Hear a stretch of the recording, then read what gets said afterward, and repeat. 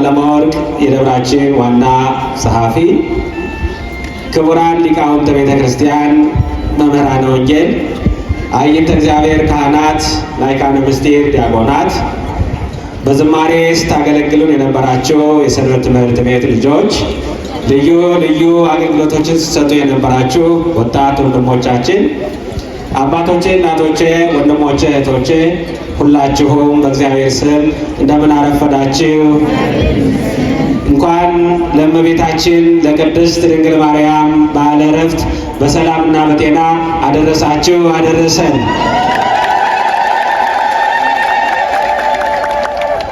ርየ ሙሴ ማርያምሃ እጸባጦስ እንተ ኢያዋያ እሳተ መለኮት ርይደ ሙሴ ወስነ ጠይቆቶ ኃይለ መለኮቱ ዘላዕሌሁ ሃሎ ዘቀደሰ ክህነቶ ለአሮን ወረደ ወመጻ ለአድኅኖ ይላል። ይህን የሚናገረው ማን ነው? ኢትዮጵያዊው ሊቅ ቅዱስ ያሬድ በአስተርእዮ ድጓ ነው። ይሄ ወቅት ከጥምቀት ጀምሮ ያው ከልደት ጀምሮ ማለት ነው። በተለይ ጥምቀቱን ይዞ አስተርእዮ ተብሎ ይገለጻል። አስተርእዮ ማለት እግዚአብሔር ሰው ሆኖ ለሰው ልጆች የተገለጸበት የታየበት፣ ጥምቀቱን ሲጠመቅ ለሰው ልጆች በዮርዳኖስ እንዲሁም ደግሞ በልደቱ በሁሉም ነገር የተገለጸበትን ወቅት ቤተ ክርስቲያናችን የምታከብርበት ወቅት ስለሆነ አስተርእዮ ተብሎ ይጠራል። ሌላው እንደገና ደግሞ አስተርእዮ ማርያም ተብሎ ይጠራል። ይህም ማለት ምንድን ነው?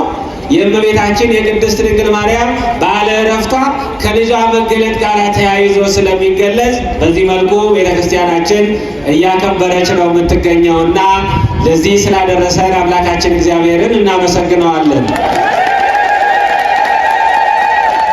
ቅድም እንደመነሻ በግዕዝ ቋንቋ ሊቃውንቱ ትናንትና በዋዜማው ሲሉት የነበረ ቃል ነው የነገርኳችሁና እስኪ ለሁላችንም በሚገባን መልኩ ወደ አማርኛ እናምጣው።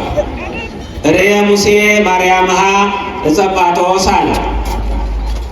በኦሪቱ ስንመለከተው ሙሴ 40 ዘመን በኢትዮጵያ ቆይቶ ተምሮ ወገኖቹን እስራኤልን ለማውጣት ከግብፅ ምድር በሚሄድበት ሰዓት በደብረ ሲና ሐመልማል ከነበልባል ነበልባል ከሐመልማል ተዋህዶ አንድ ሆኖ ያየውን ቃል በኦሪት የተጻፈውን ቅዱስ ያሬድ ደግሞ በድጓ አምጥቶት ነው የምናየው። ከዚያ ላይ መጽሐፍ ቅዱስ የሚለው ምንድን ነው? ሙሴ ሐመልማል ለምለም ነገርንና እሳትን አየ ብሎ ነው የሚገልጸው። እዚህ ላይ ደግሞ ቅዱስ ያሬድ ምንድን ነው የሚለው? ርየ ሙሴ ማርያምሃ እጸባጦስ አለና ሙሴ እመቤታችን ቅድስት ድንግል ማርያምን በእጸባጦስ አምሳል አያት፣ ወይም ደግሞ እጸባጦስ የተባለች እመቤታችን ቅድስት ድንግል ማርያምን አያት። ለምንድን ነው እጸባጦስ የተባለች ሲባል ሙሴ ሲያይ የነበረው እሳትና ለምለም ነገርን ነው የሚመለከተው የነበረው። ከዚህኛው ደግሞ ስጋንና መለኮትን ወይም ደግሞ ወልደ እግዚአብሔር አካላዊ ቃልንና እመቤታችን ቅድስት ድንግል ማርያምን ወይም ደግሞ ከአዳም ልጆች መካከል አንዷን እመቤታችን ቅድስት ድንግል ማርያምንና እሳተ መለኮት እግዚአብሔር ወልድን አስተያይቶ እንተ ኢያዋያ እሳተ መለኮት አለ። የመለኮት እሳት ያላቃጠላል። እጸባጦስ እመቤታችን ቅድስት ድንግል ማርያምን አያት አለ። አይቶስ ምንድን ነው ያደረገው ሲባል ርዕደ ሙሴ ይለዋል። እዛ በኋላ አየ ነው እንጂ ከዚህ ያደረሰው እንዲህ ያደረገው አላለም። ለምን? ያንን ምስጢር እንዲያይ እግዚአብሔር አስቀድሞ ገልጾለታል።